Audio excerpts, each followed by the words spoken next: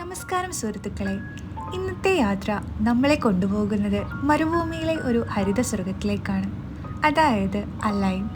UAE അബുദാബിയുടെ ഭാഗമായ Oman അതിർത്തിയിൽ സ്ഥിതി ചെയ്യുന്ന ഒരു മനോഹരമായ സിറ്റിയാണ് Al Ain. Garden city of the Gulf എന്നറിയപ്പെടുന്ന അലൈൻ അതിൻ്റെ പച്ചപ്പിലും സംസ്കാരത്തിലും ചരിത്രത്തിലും സമ്പന്നമാണ്. പഴയ അറബ് ജീവിതശൈലി സംരക്ഷിച്ചുകൊണ്ടിരിക്കുന്ന ഒരു സുന്ദരമായ അലൈൻ താപ്തമായ മരുഭൂമിക്കിടയിലെ തണലാണ്. ഞങ്ങളുടെ യാത്ര ആരംഭിച്ചത് അലൈൻ സിറ്റിയുടെ ഹൃദയഭാഗത്തു നിന്നാണ്. റോഡുകൾ വൃത്തിയേറിയതും കാഴ്ചകൾ മനോഹരവുമാണ്. ഒരുപാട് പച്ചപ്പുള്ള പാർക്കുകളും പൈതൃകമുള്ള കെട്ടിടങ്ങളും കാഴ്ചയിൽ നിറഞ്ഞു നിന്നു. ഏകദേശം 20 മിനിറ്റ് യാത്ര കഴിഞ്ഞ് ഞങ്ങൾ അലൈൻ സൂവിലേക്കെത്തി. അലൈൻ സൂ ജന്തുജാലകത്തിൻ്റെ അത്ഭുതമാണ്. 1995 സ്ഥാപിതമായ അലൈൻ സൂ UAE ഏറ്റവും വലിയ സൂ ആണ്. മൃഗസമ്പത്തിലും പരിസ്ഥിതിയിലും അത്യുത്തമമായ രൂപകൽപ്പന ചെയ്തിട്ടുള്ള ഈ സൂ കുട്ടികളുടെയും കുടുംബങ്ങളുടെയും പ്രിയപ്പെട്ട ഇടമാണ്. അലൈൻ സൂ ആദ്യമായി തുറന്നത് 1968 ഔദ്യോഗികമായി രേഖകളിൽ കാണുന്നത്. പക്ഷേ അതിൻ്റെ തുടക്കം 1955 ഒരു ചെറിയ അനിമൽ കളക്ഷൻ ആണെന്നാണ് ചില റിപ്പോർട്ടുകൾ പറയുന്നത്. ഇത് നിലവിൽ UAE ഏറ്റവും വലിയ സൂ ആണെന്ന് പറയാം.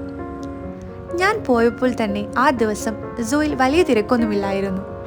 എന്നിരുന്നാലും ഒരുപാട് കുടുംബങ്ങളെയും കുട്ടികളെയും കാണാൻ കഴിഞ്ഞു. അവർ വളരെ സന്തോഷത്തോടെ അവിടെ ഉല്ലസിക്കുന്നുണ്ടായിരുന്നു. ടിക്കറ്റ്സ് നമുക്ക് ഗേറ്റിൽ നിന്ന് തന്നെ എടുക്കാൻ സാധിക്കും.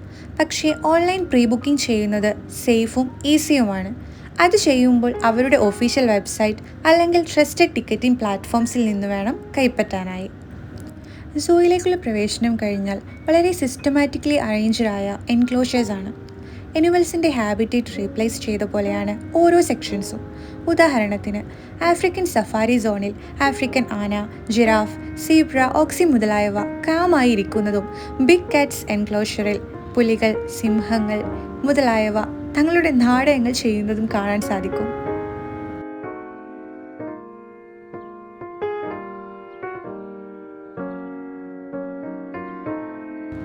അകത്തേക്ക് കയറി കുറച്ചു നേരം നടക്കുമ്പോഴാണ് മങ്കി എൻക്ലോഷർ കണ്ടത്.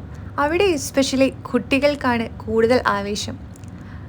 നമ്മളെപ്പോലെയുള്ള വിസിറ്റേഴ്സിന് ഇവരെ കാണാനായി വളരെ സുതാര്യമായ ഒരു ഗ്ലാസ് പാനലാണ് സ്ഥാപിച്ചിരിക്കുന്നത്. അതിലൂടെ എൻക്ലോഷറിനുള്ളിൽ നടക്കുന്ന കാര്യങ്ങൾ വളരെ ക്ലിയറായും അടുത്ത് കാണാനും കഴിയും. ഒരു തരം ഫേസ് ടു ഫേസ് എക്സ്പീരിയൻസ് പോലെയാണ് എനിക്ക് അനുഭവപ്പെട്ടത്.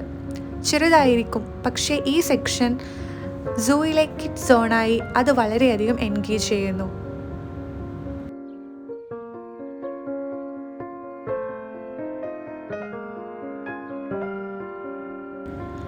കുറച്ചു നേരം നടന്നപ്പോൾ ഞങ്ങൾ ബിഗ് കാറ്റ്സ് എൻക്ലോഷറിലേക്ക് എത്തി. വലിയ ഗേറ്റിനു പിന്നിൽ ദൂരെ കിടന്നുറങ്ങുന്ന ഒരു സിംഹം. ആ കാഴ്ച കാണുമ്പോൾ തന്നെ ഒരു നിമിഷം മുഴുവൻ ശാന്തത നിറഞ്ഞു. സിംഹത്തെ നേരിൽ ഇങ്ങനെ അടുത്ത് കാണുമ്പോൾ ഒരു പ്രത്യേകതരം അനുഭവമാണ്. അതിൻ്റെ വലിയ ശരീരഭാഗം, പൊങ്ങിച്ചെരിയുന്ന കോമളം, കണ്ണുകളുടെ എക്സ്പ്രഷൻസ്, സീരിയസ്ലി അതിൻ്റെ റോയാലിറ്റി സൂവിൻ്റെ ആ ഭാഗത്ത് തന്നെ ഫീൽ ചെയ്യും. ഗ്ലാസ് വാൾ ഇരുവശങ്ങളിൽ ഉണ്ടെങ്കിൽ പോലും നമ്മളോടൊത്ത് അവയുടെ കണ്ണുകൾ വീഴുമ്പോൾ ഒരു സെക്കൻഡ് നിമിഷം നമ്മളെ അതിൻ്റെ ലോകത്തേക്ക് കയറ്റിക്കൊണ്ടു പോകുന്നത് പോലെ തന്നെ നമുക്ക് തോന്നും. കുട്ടികൾക്കായി സമീപത്തായി ഒരു ചെറിയ എക്സ്പ്ലനേഷൻ ബോർഡുണ്ട്. സിംഹത്തിൻ്റെ ചരിത്രം, ജനുസിനോടുള്ള ബന്ധം, അവയുടെ വാസസ്ഥലം ഇവയെല്ലാം ലളിതമായി എഴുതിയിരിക്കുന്നു. ആ സൂവിലെ ഏറ്റവും സൈലൻ്റ് ആൻഡ് പവർഫുൾ ഏരിയ ആയി തോന്നി പേഴ്സണലി എനിക്ക് ആ സ്ഥലം. സൂവിലൂടെ നടന്നുകൊണ്ടിരിക്കുമ്പോൾ ആധുനിക രീതിയിൽ രൂപകൽപ്പന ചെയ്തിട്ടുള്ളൊരു കെട്ടിടം കാണാനിടയായി. ആദ്യം അത് അവിടുത്തെ സ്റ്റാഫ് ബിൽഡിംഗ് ആണെന്നാണ് കരുതിയത്. പക്ഷെ പിന്നീട് അടുത്തെത്തിയപ്പോഴാണ് മനസ്സിലായത് അത് സൂവിൻ്റെ തന്നെ ഭാഗമായ നാച്ചുറൽ ഹിസ്റ്ററി മ്യൂസിയം ആണെന്ന്.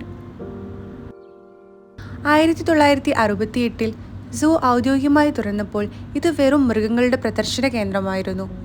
കാലക്രമേണ UAE മരുഭൂമിയുടെ പരിസ്ഥിതിയും മൃഗങ്ങളുടെ പരിണാമഘട്ടങ്ങളും ഫോസിലുകളും കാലാവസ്ഥയെ അടിസ്ഥാനമാക്കിയിട്ടുള്ള പഠനങ്ങളും ഉൾപ്പെടുത്തി ഒരു വിശദമായ വിവര സമാഹാര കേന്ദ്രമായി ഈ മ്യൂസിയം വികസിപ്പിച്ചെടുത്തു.